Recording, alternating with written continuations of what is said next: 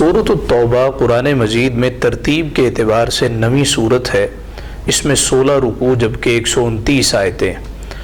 اس کا مشہور نام سورۃ التوبہ بھی ہے، اس کو سورۃ البرات بھی کہتے ہیں اور سورۃ المقشقشہ بھی کہتے ہیں۔ اس کا نام توبہ اس وجہ سے ہے کہ اس سورت کی آیت نمبر 118 میں اللہ رب العزت نے اس لفظ کا ذکر کیا ثم تاب علیہم لیتوبوا۔ اللہ رب العزت نے مومنوں کی توبہ قبول کی، خصوصاً 3 صحابہ جن میں جناب کعب ہیں، جناب ہلال ہیں اور جناب مرارہ، اس وجہ سے اس کا نام سورۃ التوبہ۔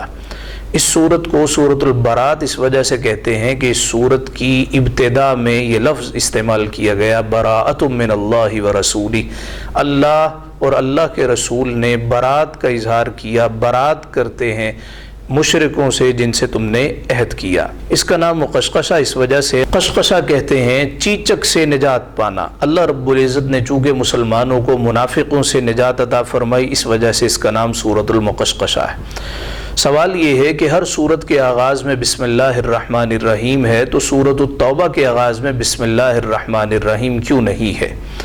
اس کے بے شمار جوابات ہیں، مگر سب سے بہترین جواب جو مستدرک امام حاکم میں ہے، حضرت علی المرتضیٰ رضی اللہ تعالی عنہ نے بیان کیا، جناب ابن عباس راوی ہیں کہ جب مولا علی سے پوچھا گیا ہر سورت کے آغاز میں بسم اللہ شریف ہے تو سورۃ التوبہ کے آغاز میں کیوں نہیں ہے؟ تو آپ نے جواب دیا بسم اللہ الرحمن الرحیم امان ہے، جبکہ سورۃ التوبہ کے مضامین یہ منافقوں، کافروں، مشرکوں کے لیے تلوار کی مانند ہے، اور بسم اللہ الرحمن الرحیم میں اللہ کی رحمت کا ذکر ہے، اس کی صفت رحمان کا ذکر ہے، جبکہ سورۃ التوبہ میں اس کا جلال، اس کا غضب اپنے عروج پر ہے۔ اس کا ایک اور جواب جو کہ الجامع لأحکام القرآن میں ہے کہ جب صورتیں نازل ہوتی تھیں تو آغاز میں بسم اللہ شریف نازل ہوتی تھی، جب یہ صورت نازل ہوئی تو ایسے ہی نازل ہوئی۔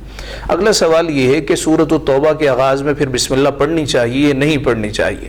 دیکھیں اس کی چند صورتیں ہیں۔ پہلی صورت تو یہ ہے کہ جب آپ نے آغاز ہی سورۃ التوبہ سے کرنا ہے تو آغاز میں، آغاز قرات میں اعوذ باللہ بھی پڑھی جائے گی، بسم اللہ بھی پڑھی جائے گی۔ یہ سورۃ التوبہ کے لیے نہیں ہوگا، یہ تلاوت کے آغاز کے لیے ہوگا۔ اگر ہم سورۃ الانفال پڑھتے آ رہے ہیں، انفال ختم ہوگی، اب سورۃ التوبہ ہم نے شروع کرنی ہے، تو اس کے آغاز میں بسم اللہ الرحمن الرحیم نہیں پڑھی جائے گی۔ یہ بات یاد رہے کہ بسم اللہ الرحمن الرحیم یہ قرآن شریف کا جز تو ہے، لیکن احناف کی تحقیق کے مطابق یہ ہر سورت کا جز نہیں ہے، یہ ایک سورت کو دوسری سے جدا کرنے کے لیے آتی۔